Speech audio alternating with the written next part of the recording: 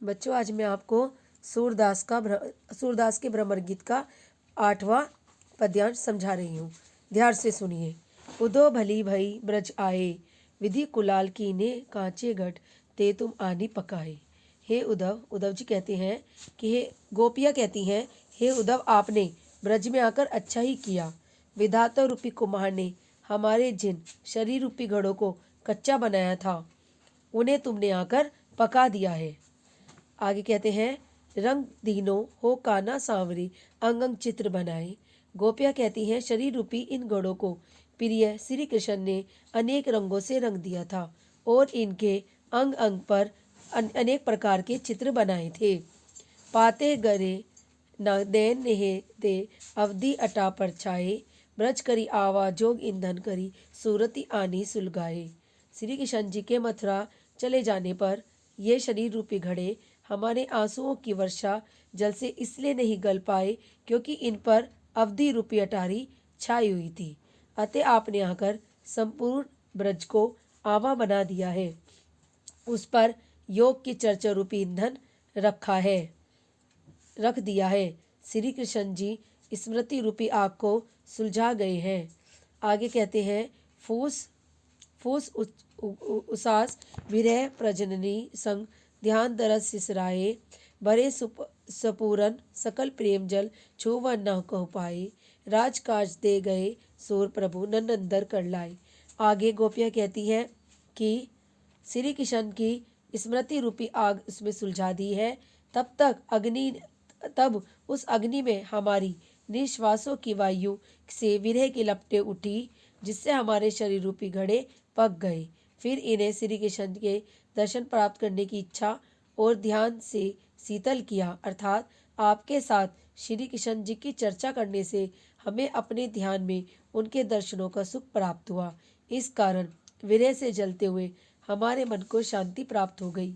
अब ये घड़े पूरी तरह से प्रेम के जल से भरे हुए हैं, अतः आज तक किसी ने भी इनका स्पर्श नहीं किया है। श्री सूरदास जी कहते हैं कि गोपियाँ कह रही हैं, हे उद्धव, ये तो उन्हीं नंद नंदन श्री कृष्ण जी के लिए सुरक्षित है जो राजकाज के लिए गए हुए हैं। जब भी वे लौटेंगे उन्हें घड़े अर्थात हमारे शरीर अनछुए और पूरी तरह से सुरक्षित मिलेंगे। देखिए बच्चों, उन्होंने अपनी तुलना घड़ों के माध्यम से की है, इसलिए वो कह रही हैं कि जब श्री कृष्ण जी लौटेंगे तो उन्हें हमारे शरीर अर्थात ये घड़े सुरक्षित और अनछुए हुए मिलेंगे। ठीक है, समझ में आ गया आपको। अब अगला पद्यांश मैं आपको पढ़ा रही हूँ, ध्यान से सुनिए। गोपिया हरि दर्शन की भूखी, कैसे रहती रूप रस राची, ये बतियाँ सूनी रूखी। गोपियाँ उद्धव से कहती हैं, हे उद्धव, हमारी आंखें श्री कृष्ण के दर्शनों के लिए व्याकुल हैं। ये श्री कृष्ण जी के रूप और प्रेम में पगी हुई हैं, इसलिए तुम्हारी योग रूपी बातें हमें कैसे धैर्य धारण करा सकती हैं। अवधि गरत इकटक मन जोगत, तब इतनी नहीं झूकी। आगे वे कहती हैं, ये आंखें श्री कृष्ण जी के लौटकर आने की अवधि का एक एक दिन गिनती हुई टकटकी बांधे मार्ग की ओर देखकर प्रतीक्षा करती थी। उस समय भी ये इतनी अधिक दुखी नहीं हुई। अब यह जोग संदेशों सुनी सुनी अति अकुलानी दुखी। आगे गोपियाँ कहती है, परंतु अब तुम्हारे इन योग के संदेशों को सुनकर ये अत्यंत व्याकुल और दुखी हो उठी है। हे उद्धव, हमारी प्रार्थना है, बारक वह मुख आनी दिखावहु, दुही पे पीवत पतुखी। आगे वो कहते हैं, उद्धव, हमारी आपसे प्रार्थना है कि हमें श्री कृष्ण जी के उस मुख के एक बार दर्शन करा दो, जिस मुख से वह पत्ते के दोने में दूध निकाल कर पिया करते थे।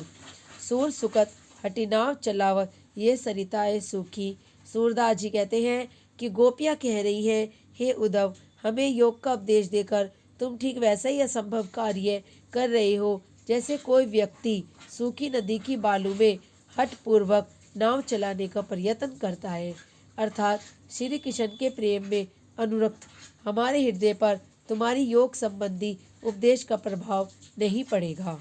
ठीक है बच्चों, अब आप दोनों पढ़कर देख लीजिए और जो समझ में ना आए वो आप मुझसे पूछ लीजिए।